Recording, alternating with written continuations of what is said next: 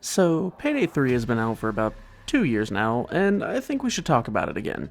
My thoughts and feelings as this script has evolved over the months has drastically changed. When I made the first video, I was hopeful to a degree. The first year had just finished, and all the DLC, free maps, and even characters had released. The future wasn't necessarily bright, but you could see sparks, glimmers of hope, and what could be. So, what's been going on since the end of year 1? Well, from the end of September to the end of January, not much was released. Bug fixes, updates, and content was essentially slowed to a halt. That was until community favorite, Hotline Miami's jacket, dropped on February 3rd, and came with a baseball bat overkill weapon, some weapon presets, and his iconic voice lines. It's a $5 character pack, which I think is worth it, but it also kinda worries me because they've locked a whole ass weapon behind the paywall. After that, well, we basically went radio silent until April 1st when they replaced their CEO with Adolf Chris Johnson. Sorry if I butchered that.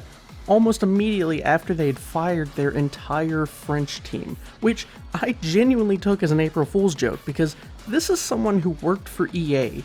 I have never seen a high-ranking person from EA who wasn't a con man of some sort. Not only that, but he is very AI friendly, which did not put a good taste in mine or anyone else's mouth. I mean, just look at this dude.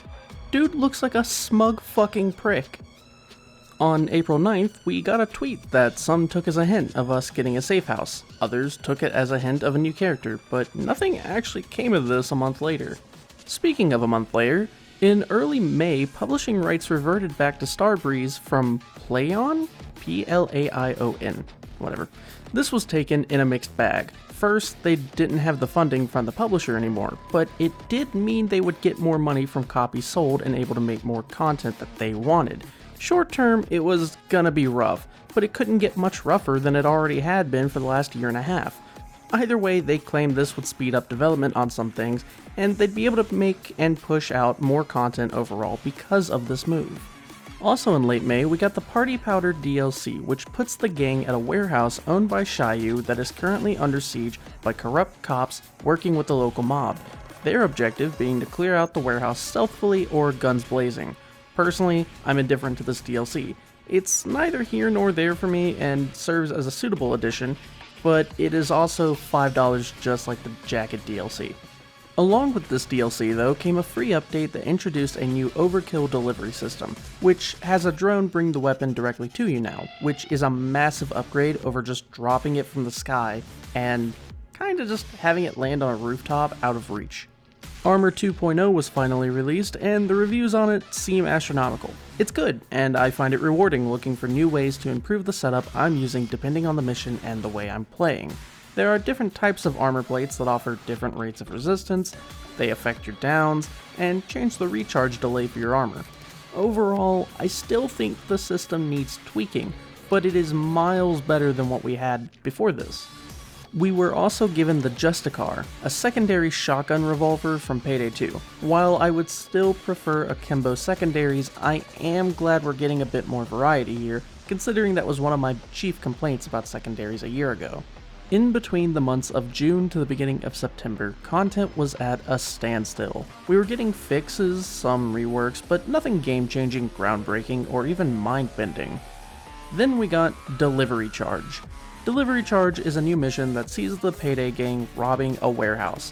You can do this stealth or loud, but just like its predecessor and inspiration, Shadow Raid, it is better doing this one quietly. I like this map. It's fun, it's interesting, and I've replayed it a lot. I tend to like the ones that are more stealth-oriented than anything else. Not sure what that says about me as a person, but this is extremely fun. If nothing else in year 2 excites you, don't get your hopes up, but this one is still a pretty good one. But you know what? You know what is more embarrassing than all of this? That's it. Seriously, unfortunately that's it. Yeah, I'm not joking. This script is under 1,000 words and I'm done talking about year 2. I summed up year 2 in under 7 minutes. Do you know how fucking insane that is to me? We get 2 paid maps, 1 paid character, 2 free weapons, 1 paid overkill weapon, 2 system reworks, and some bug fixes. That's it. But do you know what's even more frustrating? This game is fun. It's really fun. I like the maps, I like the guns, I like the music. Sorry Simon, but Gustavo does a pretty good job here. But this is after 2 years of post-launch updates, and the second year was fucking abysmal. As it stands now, if Starbreeze added a full offline mode and stopped updating the game, I would just accept it at this point, because then they could save a little bit of face. But as it stands now, I honestly have no hope for anything they do in the future. Year 3 would have to pull some absolute No Man's Skies level of bullshit to get to a point where anyone is singing its praises, because right now, there's not even a fucking whisper. Payday 3 is so disappointing for all of the worst reasons. It's fun, it's enjoyable, but the devs are treating it like a secondary project, or they're being forced into this and it shows. There is almost no passion in Payday 3. And if there is, it's just not being shown. The music is probably the closest thing that we're getting to passion. I want Payday 3 to get better, but after this, I think I'm done with the game for a long time. There's not going to be a Year 3 video. No way, no how. Not unless we get at least 4 maps, 3 guns, and 2 characters in the fucking safe house. That's how low the bar is, and I know that they won't even be able to cross that. And that's really all I have for you guys. I'm sorry for being negative, it's not really how I like to be in these videos, but unfortunately that's just kinda how this one is being. So, hopefully I'll see you all in the next one. I stream every Saturday and Sunday. I'm gonna start trying to do it on Fridays at 10:30 p.m. all the way to 1:30 a.m. Eastern Standard Time. We have a Discord too if you want to check that out by any chance of the means. And final note, thank you to all of these people for keeping me going. I appreciate every single one of them, and I will see you all later.